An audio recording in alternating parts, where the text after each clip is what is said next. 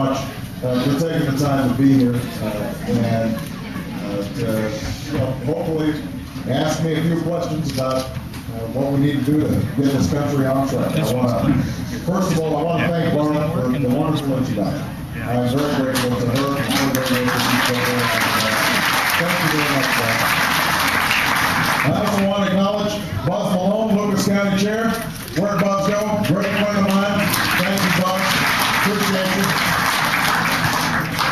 And I also want to acknowledge, some of you know I live in Chicago now, but I didn't originally come from Chicago. I moved there after college because I wanted to work to help people who were a little bit down and out. And there were a group of churches that were dealing with steel plants that were closed in the area.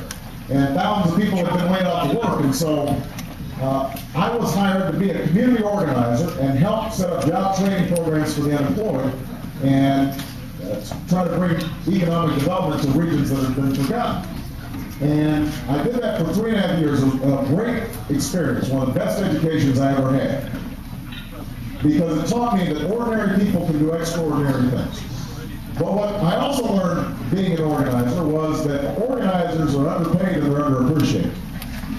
And I'm now running for president, and I've got all these young people who are working for me who are underpaid and underappreciated organizers. So I can't afford to pay them any more money, but at least I can show my appreciation to them. And our organizer in Lucas County is Margaret Hansborough. Margaret's right here. I want everybody to give her a big round of applause.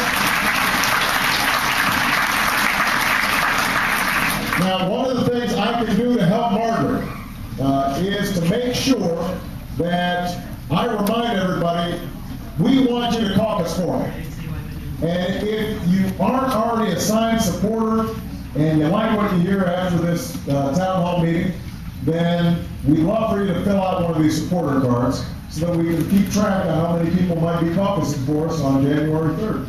If you're already a supporter, we'd love for you to be a precinct candidate and help Margaret and Bart and others out who are helping to organize our campaign here. And we can always have you try to convince another 4 people to be supporters. So we'd love to have you involved. I just want to make sure that everybody sees these sign-up cards. We'd love for you to fill one out. All right. I have been running for the presidency for about 9 months now. And it's been a wonderful experience. And everywhere we go, we've been seeing these enormous crowds. We had 10,000 people show up in Iowa City for a rally. We had 7,000 in Ames. We had 4,500 in Davenport. And part of what's inspiring about these crowds is not just the size of the crowds, but it's the makeup of the crowds. Because they're people from all walks of life. We get young people and we get old people. We get people of every race and every religious faith. We get Democrats and independents, and yes, we even get some Republicans. I know this because when I shake hands afterwards, they whisper to me, they say, "Barack, I'm a Republican, but I support you." And I say, "Thank you. Why are we whispering?" Now, I have to tell you that, let's face it, part of the reason people are showing an interest in my campaign and in campaigns all across the country is people are just sick and tired of George W. Bush. They want to see him go. And so they're paying a lot of attention. They're just eager to get him out. And it's not surprising. I mean, if you think about it, we got an administration that treats our Constitution as a nuisance instead of the foundation of our liberty and our democracy. We have an administration that has put in place economic policies that always favor the wealthy and the powerful and seem to forget about working Americans. You've got CEOs making more in 10 minutes than ordinary workers are making in an entire year. And the Bush administration, what does it do? It gives the tax breaks to the folks who are making the millions of dollars. People are frustrated with the lack of progress on health care and education and energy, critical issues that we face in this country. And most of all, people are frustrated and tired of a war that they understand should have never been authorized and should have never been waged, that's cost us billions of dollars and thousands of lives and has not made us more safe in this So it's not surprising that people want George Bush gone. But I always tell people that what I'm hearing from crowds as I travel around the country is people don't want to just be against something, they want to be for something. They want to feel as if it's still possible for us as Americans to rally together to actually solve some problems. For us to rally together around a common purpose, a higher purpose, that we're not just a collection of red states and blue states, we're not just all in this on our own, we're in it together. And we've got to fight for each other to make sure that everybody has access to the American dream. Everybody has opportunity. That's what people want, is some sense of hope for the future. And that we're not just bickering all the time in Washington, that we're actually getting stuff done. And what I tell people is that if we really want to start getting something done, it's not enough just to change political parties in the White House. We have to change how politics is done in Washington. We've got to change how business is done in Congress. We've got to make more fundamental change than just a change in political parties. Now, if you doubt that, just think about it. How long have we been talking about health care reform? We've been talking about it for decades now, through Democratic and Republican administrations. Year after year after year, we talk about it, but what's happened?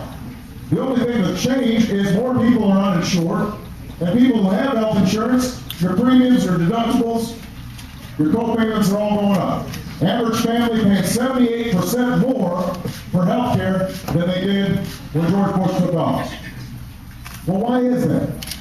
Well, part of it is you got the insurance companies and the drug companies spent $1 billion over the last decade, over the last 10 years, just blocking reform in campaign contributions, in lobbyists. And so it's no wonder then that things aren't changing, because somebody else is writing the agenda in Washington, not you. Same is true on energy. We've been talking about energy independence since 1973, since all those gas lines at the pump. And yet year after year, the only thing that's changed is we actually import more of our oil from overseas than we did back in 1973. And gas prices have gone up $3 a gallon in November. Never happened before. Profits for ExxonMobil at record rates. Well, why is that? Well, it doesn't help when you put my cousin Dick Cheney in charge of energy policy. That's a problem.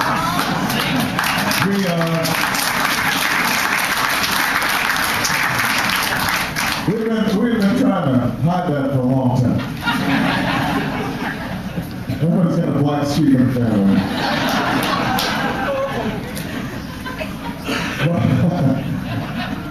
But look, when Dick Cheney was assigned by George W. Bush to make energy policy, you know what he did? He met with the environmental groups once, he met with the renewable energy groups once, he met with the oil and gas companies 40 times.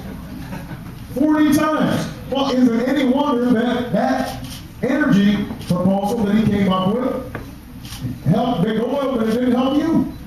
Of course not. You weren't in the room. Nobody representing you was in the room. And that's what has to change. The problem we have in America right now is not with the American people. I've met them all across the country. They are working hard. They are taking care of their responsibilities. They're looking after their family. But you know what? They feel like they're treading water. Their wages haven't gone up. Their incomes aren't going up. Huh? Millions of people all across the country are struggling. Their costs for health care, college education, gas, heating, if you're a farmer, everything, all the inputs have all gone up. But your incomes have. And so people feel anxious, they feel worried, and the problem is they don't feel like anybody in Washington is listening to them. And the reason I'm running for President of the United States is because I have been listening. And I want to bring about a fundamental change in what's happening in Washington. Not a little itsy-bitsy change. Not change around the edges. I want big change. So let me tell you about the kind of change I want